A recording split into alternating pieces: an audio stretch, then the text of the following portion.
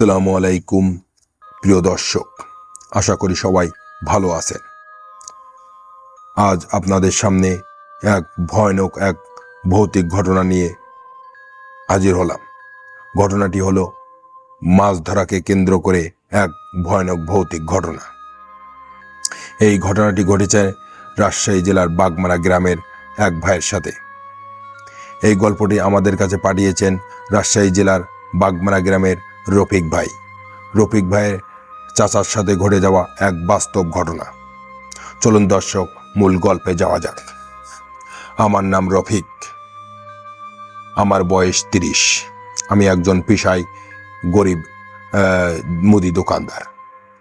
আমাদের ফ্যামিলি অনেকটা গরিব।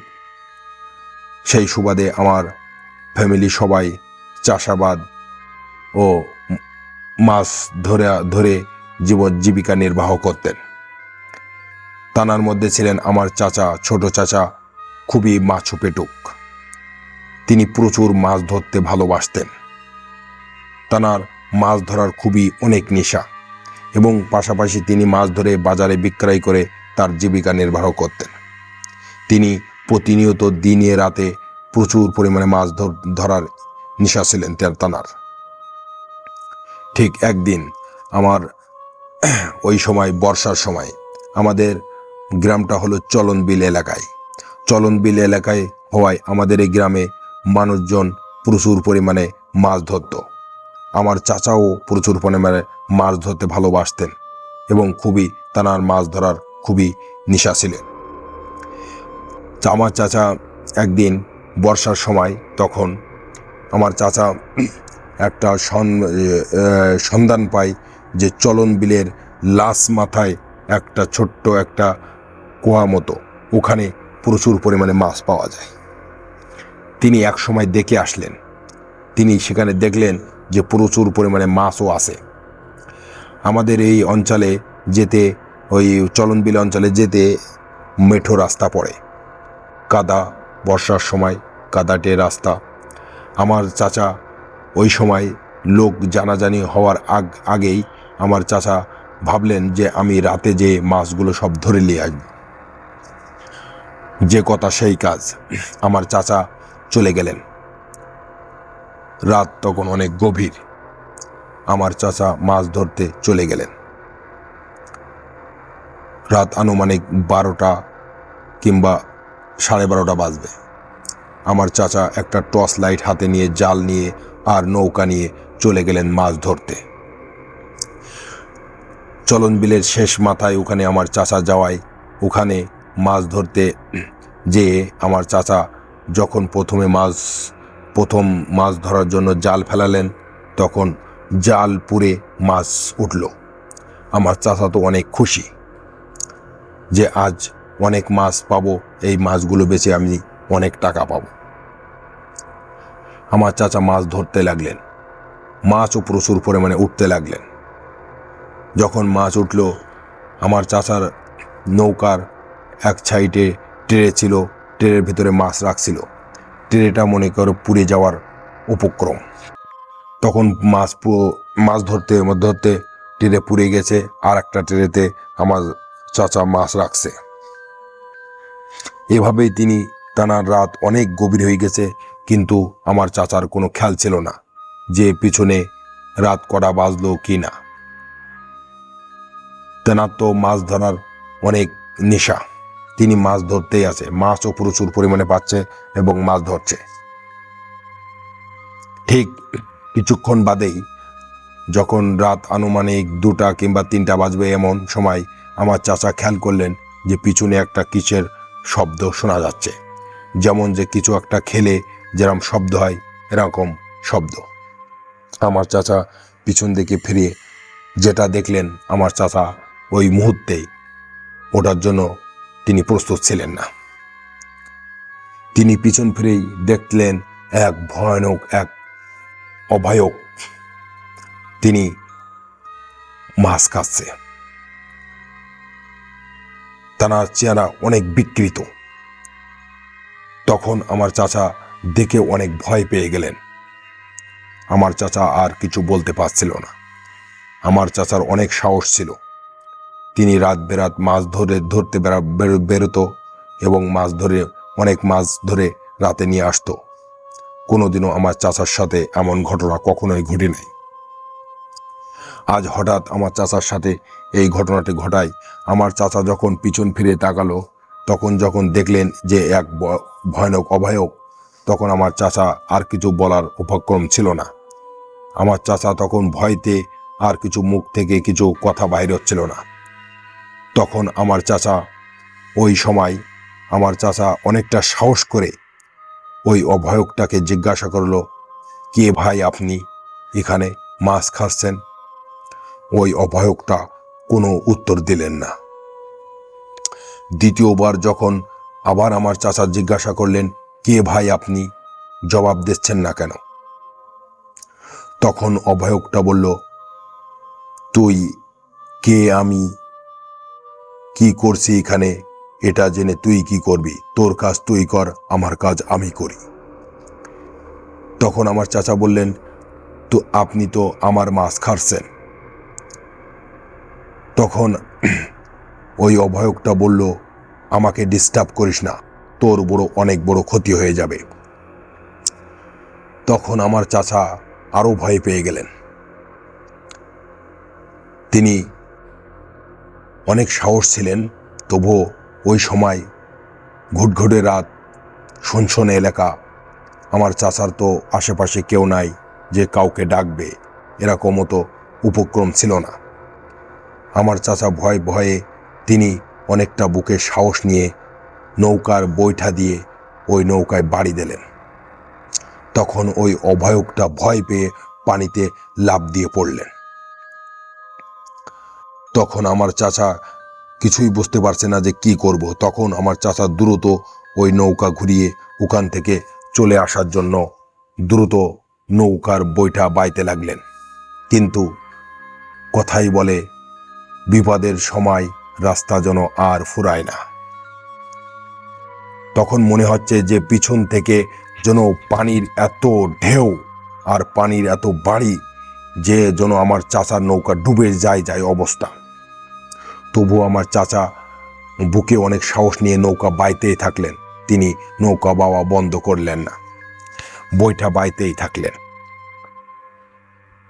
তবুও মনে হচ্ছে যে এই যেন নৌকা কেউ যেন আটকে রেখেছে। এত নৌকার বৈঠা বাইতেছে, কিন্তু নৌকা যেন সামনে যাইতেছে না। আমার চাচা তার জীবন বাঁচাতে আপ্রাণ চেষ্টা করতে লাগলেন। তিনি নৌকা হাল ছাড়লেন না, নৌকা ওইভাবে বাইতেই থাকলেন।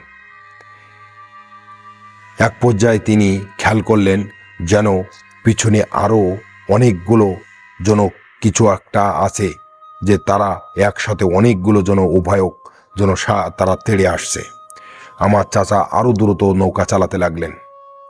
তিনি দ্রুত নৌকা চালাতে যখন পাড়ে আসলেন, তখন আমার চাচা ওই নৌকা ওখানেই রেখে এক লাফ দিয়ে পাড়ে এসে দৌড়াতে লাগলেন। কিন্তু এই দৌড় যেন আর শেষ না হয়। আমাদের বাসা থেকে চলন বিলটা অনেকটা দূরে, প্রায় আধা কিলোমিটারেরও বেশি। আর চলন বিল তো অনেক বড়। আমার চাচা প্রায় 1-1.5 কিলোমিটার দূরে চলে গিয়েছিলেন মাছ ধরতে। ওখান থেকে যখন আমার চাচা ফিরে যখন কাদা রাস্তায় যখন দৌড়াতে লাগলেন, তখন খেয়াল করলেন যেন পিছন থেকে আমার চাচাকে যেন কেউ টেনে ধরছে এমনটা। আর চতুর সাইডে প্রচুর পরিমাণে বাতাস, কারণ ওই এলাকাটা ছিল অনেক শুনশান এলাকা, জঙ্গল, সাইডে জঙ্গল, পাশে বাঁশঝাড়। মনে হচ্ছে বাঁশ গাছগুলো যেন কেউ যেন ছাপ ঝোঁকে সব কিছু উপড়ে নিয়ে আসতেছে। তবুও আমার চাচা নিজের জীবন বাঁচাতে তিনি ওখানে রুকলেন না, তিনি দৌড়াতেই থাকলেন। মেঠো রাস্তায় অনেক কাদা, তবুও আমার চাচা যেন দৌড়াতেছে, কিন্তু দৌড়াতে পারতেছে না। মাটির রাস্তায় কাদা হওয়ায় তিনি দৌড়াতে পারছে না। তবুও তার জীবন বাঁচাতে তিনি দৌড়াতেই লাগলেন। এক পর্যায়ে আমার চাচা যখন বাড়ির উঠানে এসে পৌঁছালেন, আমার চাচা উঠানে তাল্লা খেয়ে পড়ে যেয়ে ওখানে অজ্ঞান হয়ে গেলেন। বাসার লোক যখন এটা ওই কিছু একটার উপরে বাসার লোক ভিতর থেকে শুনলে যে উঠানে যেন কিসের একটা শব্দ হলো, ধপাস করে পড়ে যাওয়ার শব্দ। তখন বাসা থেকে আমার দাদা দাদি উঠে আসলেন। উঠে এসে দেখলেন যে আমার চাচা উঠানে পড়ে আছে। তখন আমার দাদা দাদি তাকে ধরাধরি করে ঘরে নিয়ে গেলেন। নিয়ে যাওয়ার পরে আমার চাচার কোনো জ্ঞান নাই। আমার দাদা দাদি অনেক চেষ্টা করলেন, আমার আব্বাও অনেক চেষ্টা করলেন যে আমার চাচাকে জ্ঞান ফেরানোর, কিন্তু আমার চাচার জ্ঞান ফেরেনি। তারপর দিন দুপুর 12টার দিকে আমার চাচার জ্ঞান ফেরে, কিন্তু আমার চাচার সমস্ত শরীর অবশ। আমার চাচা ঠিকমতো কথাও বলতে পারছে না। তখন অনেকক্ষণ পরে আমাদের বাড়ির পাশে একটা কবিরাজ ছিল। কবিরাজকে এনে কিছু ঝাড়ফুঁক করার পরে আমার চাচা একটু কথা বলতে পারল। তখন আমার চাচা বলল, সব তার ঘটে যাওয়া সব ঘটনা খুলে বললেন। বলার পরে তিনি ওই অবস্থায় 14 দিনেরও বেশি আমার চাচা গায়ে জ্বর, হাত পা নড়াচড়া করতে পারে না। আমার চাচাকে অনেক হাসপাতালে নিয়ে গেছেন, অনেক ডাক্তার দেখিয়েছেন, কিন্তু আমার চাচা সুস্থ হয় না। ডাক্তারে অনেক পরীক্ষা নিরীক্ষা করে আমার চাচার কোনো রোগ ধরতে পারে না। সব ডাক্তারই একই কথা বলে, এনার তো কোনো রোগ আমরা ধরতে পারছি না। তখন আমাদের বাড়ির পাশের কবিরাজও দেখাইছে, কিন্তু কবিরাজও কিছু করতে পারছে না। হঠাৎ একদিন 14-15 দিন পরে আমার এক দাদার বন্ধু তিনি আমাদের বাসায় আসলেন। এসে দেখলেন আমার ছোট চাচার এই অবস্থা। তিনি আমার দাদাকে জিজ্ঞাসা করলেন যে, বন্ধু, তোমার ছেলের এই অবস্থা কেন? তখন আমার দাদা সব কথা খুলে বললে আমার দাদা আর বন্ধু তিনি বললেন যে, অমুক জায়গায় একটা বড় কবিরাজ আছে, ওই কবিরাজের কাছে নিয়ে গেলে হয়তো তোমার ছেলে সুস্থ হয়ে যাবে ইনশাআল্লাহ। আমার দাদা আর দেরি করলেন না, আমার চাচাকে নিয়ে সোজা চলে গেলেন ওই কবিরাজের কাছে। কবিরাজের কাছে যাওয়ায় কবিরাজের সব কিছু দেখলেন। দেখার পরে কবিরাজ বললেন, তোমরা এত দেরি করছো কেন? এটা আরো আগে নিয়ে আসতে হতো। তখন আমার দাদা বলল, আমরা তো আপনার ঠিকানা জানতাম না, বা আপনি যে এখানে কবিরাজ আমরা সেটা জানতাম না। আমার এক বন্ধু আপনার ঠিকানা দেওয়ায় আমরা আপনার কাছে বিপদগ্রস্ত হয়ে আসছি। প্লিজ আমার ছেলেটাকে আপনি সুস্থ করে দিন। তিনি কবিরাজ বললেন, আচ্ছা ঠিক আছে, আমি দেখব আপনার ছেলেকে, আল্লাহ যদি সহায় থাকে ইনশাল্লাহ সুস্থ করব।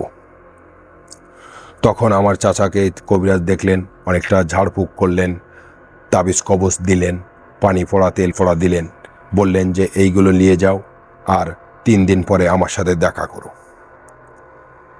তখন আমার দাদা দাদি আমার চাচাকে বাসায় নিয়ে এসে তিনি তানাকে ওই তেল টানতে লাগলেন সমস্ত শরীরে, হাতে পায়ে, এবং পানি ছিটাতে লাগলেন এবং পানি খাওয়ালেন।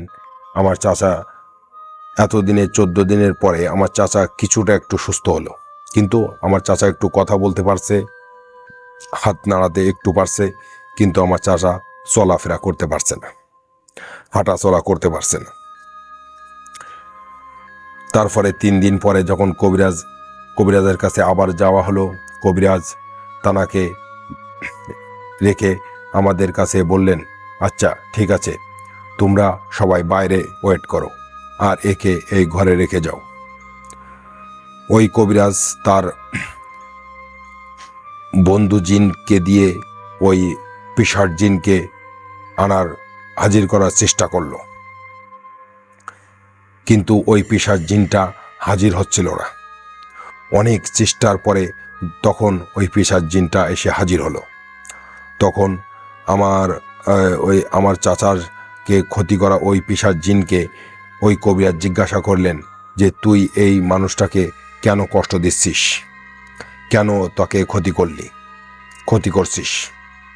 তখন ওই পিশাচ জিনটা বলল যে সব ঘটনা তিনি বলল, যে আমি ওই দিন মাছ খেতে গিয়েছিলাম, আমি অনেক ক্ষুধার্ত ছিলাম, মাছ খাচ্ছিলাম, ও আমাকে মাছ খেতে দেয়নি, ওই নৌকার বৈঠা দিয়ে আমাকে মারতে গিয়েছিল, আমি ওখান থেকে ভয়েতে পালিয়ে গেছিলাম, কিন্তু আমি তো পালাবো না, আমি ওকে ছাড়বো না, ও আমাকে আমার আমার খাওয়াকে বিঘ্ন ঘটাইছে, আমি ওকে ছাড়বো না। তখন কবিরাজ বলল, আচ্ছা ঠিক আছে, তুই যে মাছ খেতে গিয়েছিলি ভালো কথা, সে অনেক কষ্ট করে মাছ ধরছে, তুই তার মাছ খালি কেন? তখন বলল যে মাছ তো সবার, আমার ওর সবার, আমি না একটু মাছই খেয়েছি, আমি তো ওর কোনো ক্ষতি করি নাই, ও আমার সাথে এমনটা করলো কেন? তখন কবিরাজ অনেকটা তাকে বোঝালেন, কিন্তু ওই পিশাচ জিনটা বুঝতে নারাজ। তিনি বলল, কবিরাজ তাকে বলল, তুই ওকে ছেড়ে দে, তা না হলে তোর আজ এখানে শেষ দিন। কিন্তু পিশাচ জিনটা বলল যে, হে কবিরাজ, তুই আমাকে কিছুই করতে পারবি না, কারণ ওই পিশাচ জিনটা ছিল তাদের খারাপ গোত্রের জিন, তারা অনেক শক্তিশালী, তারা কালো জাদু করত, কিন্তু সে জানতো না যে তার উপরে বাপ আছে। কিন্তু তখন ওই কবিরাজ তাকে অনেকটা বোঝালো, কিন্তু সে বুঝতে নারাজ। সে বলল, আমি ওকে বাঁচতে দেব না, ও আমাকে মারতে গেছে, আমি আমার খাওয়ায় বিঘ্ন ঘটাইছে, আমি ওকে বাঁচতে দেব না, আমি ওকে ধুকে ধুকে মারব। তখন কবিরাজ অনেক বোঝানোর পরেও যখন ওই পিশাচ জিনটা বুঝতে নারাজ, তখন কবিরাজ তার জাদুবিদ্যা দিয়ে ওই জিনটাকে বন্দি করে ফেললো বোতলে। বলল যে, দেখ তোর অবস্থা আমি কি করি। তখন জিনটা কাকুতি মিনতি করতে লাগলো, কিন্তু কবিরাজ তাকে আর ছাড়লেন না, কারণ কবিরাজ জানে যদি আমি তাকে ছেড়ে দেই, সে তাকে আবার ক্ষতি করবে। তারপর সেই বোতলবন্দি সেই বোতল নিয়ে নদীতে ফেলে দেয়। তখন আমার চাচা কিছুদিন পরে যেতেই, সপ্তাহখানি যেতেই আমার চাচা অনেকটা সুস্থ, তখন আমার চাচা একটু হাঁটাচলা করতে পারে। আমার চাচা আজও ঠিক মতো চলাফেরা করতে পারে না, কারণ তার জীবনে যা ক্ষতি হওয়ার তো হয়েই গেছে। কবিরাজ তখনই বলছিল যে এ জীবনে আর স্বাভাবিক জীবনে আর ফিরবে না, যতটুকুই ভালো ততটুকুই ভালো, এভাবেই চলবে, এভাবে তার জীবনটা, বাকি জীবনটা কেটে যাবে। আজও আমার চাচা ওই অবস্থা এমন চলাফেরা করে। আমার চাচার জীবনে এই ঘটনাটি বাস্তব ঘটনা। প্রিয় দর্শক, আজকের যে ঘটনাটি আপনাদের সামনে বর্ণনা করলাম, যদি আপনাদের এই গল্পটি ভালো লেগে থাকে, দ্য স্টার মেগা বক্সের পাশে থাকবেন, আমার দ্য স্টার মেগা বক্সে সাবস্ক্রাইব করবেন, লাইক করবেন এবং কমেন্ট করবেন। গল্পটি যদি আপনাদের ভালো লেগে থাকে, অবশ্যই আপনারা কমেন্ট বক্সে আপনাদের মূল্যবান মতামতটা জানাবেন। প্রিয় দর্শক, সকলকে দোয়া করি সুস্থ থাকুন, ভালো থাকুন। খোদা হাফেজ। The star mega box.